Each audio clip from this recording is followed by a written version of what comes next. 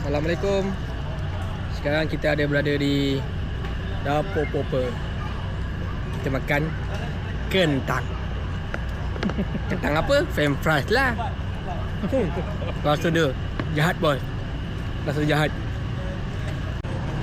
Okay, betul lah. Saya dah rasa banyak kali. Betul rasa dia jahat. Kalau french fries, betul rasa jahat. Kena pula sos campur mayonis. Apa pen fries? Fresh. Pen tu kipas.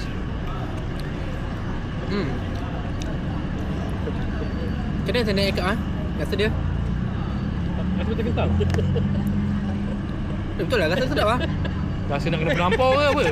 Cuba cakap sikit. Cik OIS.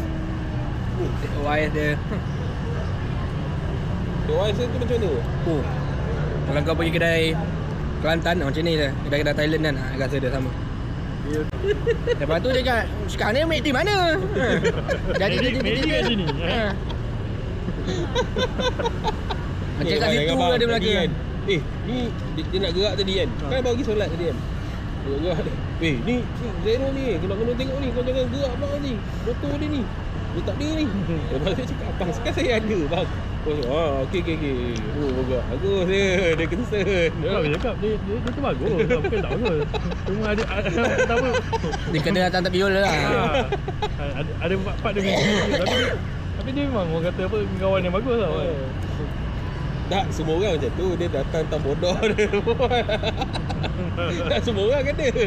Bukan dia seorang. Itu benda sekali. Dia tu sebabkan terlalu banyak sangat kali datang. Lepas tu tentu kawan-kawan ada. Dah bang, kat muka saya ke?